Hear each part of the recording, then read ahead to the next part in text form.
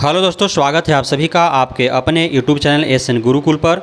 दोस्तों, मैं इस वीडियो में हम अपने बीएड धारी भाई बंधुओं के लिए एक विशेष सूचना लेकर के आए हैं। आप सभी बीएड धारी भाई बंधु इस वीडियो में अंत तक बने रहेंगे। आपको इस वीडियो के माध्यम से महत्वपूर्ण सूचना मिलने वाली है।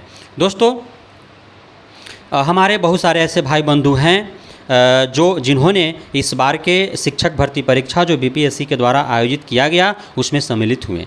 हमारे आधे से अधिक जो बीएड धारी भाई बंधु हैं वे सिर्फ प्राइमरी में सम्मिलित हुए थे और 11 अगस्त 2023 को माननीय सुप्रीम कोर्ट के द्वारा ऑर्डर पारित कर एनसीटीई के 18 जून 2018 वाला गजट को रद्द करते हुए बीएड को प्राइमरी शिक्षक बनने से अयोग्य ठहराते हुए उन्हें प्राइमरी से बाहर कर दिया गया है।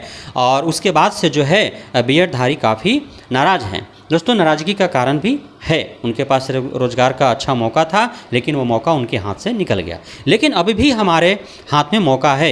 यदि हम बीएड धारी अपने पक्ष को मजबूती से सरकार के समक्ष रखें तो हमें जो है अवसर प्रदान हो सकता है। आप सभी को पता है कि बिहार में 6 to 8 में 35 से 40 हज़ार रिक्त पद हैं जिसका वैकेंसी जो है हमें नहीं दिया गया। हम उस समय ही गलती किए जब बीपीएससी नोटिफिकेशन जारी कर रहा था, उसके पहले ही हमें अपने पक्ष को मजबूती से सरकार के समक्ष रखना चाहिए था। साथ ही यदि सरकार नहीं मान रही थी तो हमें उसके विरुद्ध हाईकोर्ट से यदि हमारा सुनवाई नहीं होता तो हमें सुप्रीम कोर्ट जाना चाहिए था। ज़रूर जो है बिहार सरकार को 6 to 8 में रिक्तियाँ जो है देने पर मजबूर होती, क्योंकि रिक्तियाँ होती जब आप शिक्षक भर्ती परीक्षा का आयोजन कर रहे हैं, आप 1 to 12 का जो है वैकेंसीज निकाल रहे हैं, उसमें 6 to 8 में वैकेंसीज होते हुए, रिक्त पद होते हुए आप वैकेंसीज को आप उसमें जो है लुप्त नहीं कर सकते हैं, आप उसे छुपा नहीं सकते हैं। 6 to 8 वैकेंसी देना चाहिए था बिहार सरकार को, लेकिन हम सभी साथियों के साथ जो है छलावा किया है,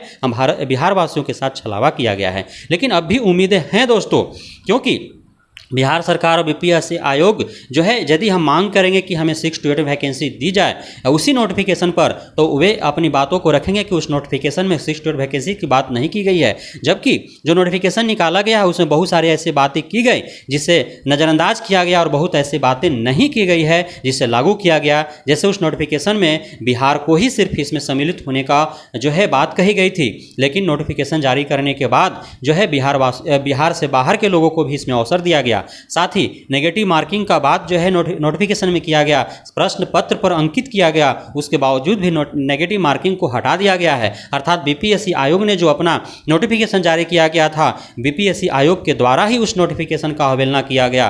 तो इस ग्राउंड पर हम अपनी बातों को हाई कोर्ट में अपने रख सकते हैं, सरकार के समक्ष रख सकते हैं, अपने न्यायालयों के समक्ष रख सकते हैं और इससे जो है हमें कुछ जो है उम्मीद दिख भी सकता है और हमें जो है 6 to 8 में शामिल होने का मौका मिल सकता है। यदि जो हमने बीएड धारी हैं जो 1 to 5 के लिए एग्ज़ाम दिए हैं उसी के आधार पर यदि मेरिट लिस्ट भी बना करके 6 to 8 में नियुक्ति दी जाए तो भी सही है। यदि दोबारा एग्ज़ाम यदि कंडक्ट कराया जाए तो भी सही है। किसी भी रूप में 6 to 8 में वैकेंसीज मिलना चाहिए। दोस्तों, हम बात करेंगे वैसे साथियों के लिए जो अपियरिंग है। आपको पता है कि एस्टेट जो है 2019 के बाद 2023 में आयोजित होने वाला है, जिसके लिए जो है फॉर्म लिए जा रहे हैं और उसका अंतिम तिथि जो है वह अपने अंतिम पड़ाव पर है। इसके लिए भी बीएड धारी अपने पक्ष को मजबूती से नहीं रखे हैं। आपको पता है कि सीटेट जो सेंट्रल लेवल का एक क्वालिफाइंग नेचर का एग्ज़ाम है उसमें अपियरिंगों का मौका दिया जा रहा है।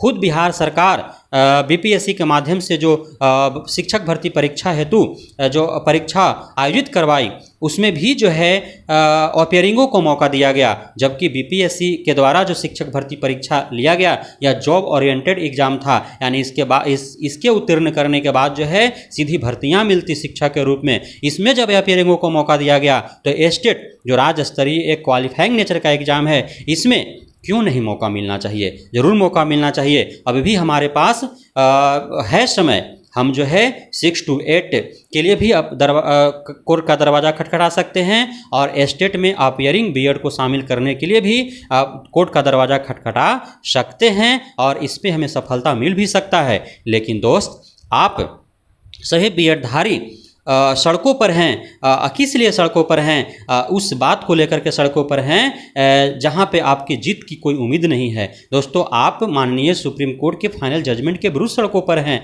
और आप सौभाग्यशाली हैं कि भारत जैसे देश में है जहां का न्यायिक प्रक्रिया इतना लचीला है। आप भारत जैसे देश के सर्वोच्च न्यायालय के विरुद्ध आप खड़े हो गए हैं और आप सड़कों पर नारेबाजी कर रहे हैं, जबकि उसका एक लीगल प्रोसेस है कि आपको यदि लगता है कि आपके पास कोई ऐसा साक्ष्य है, कोई तथ्य है, कोई ऐसा कारण है जिसका उल्लेख फाइनल जजमेंट में नहीं किया गया है और उस तथ्य, साक्ष्य और कारणों के आधार पर आपको जो है प्राइमरी में शामिल किया जा सकता है, तो आप जो है रिव्यू पटिशन दे सकते हैं उस बेंच के समक्ष जिन्होंने फाइनल जजमेंट सुनाया है। लेकिन आप सड़कों पर इस तरह से सुप्रीम कोर्ट के उस फाइनल जजमेंट का अवहेलना करना बेहद ही जो है अन्यायपूर्ण है दोस्तों। तो इसको ध्यान में रखते हुए आप सभी को अपने अपने राज्य सरकारों से वहाँ के शिक्षा विभाग के समक्ष आपको रोजगार का जो है मांग करना चाहिए। हर राज्यों में जो है 6 to 12 जो रिक्तियां हैं वो काफ़ी संख्या में हैं। राज्य सरकार आपको नौकरी देना नहीं चाहती है। बहुत बहुत धन्यवाद हमसे जुड़ने के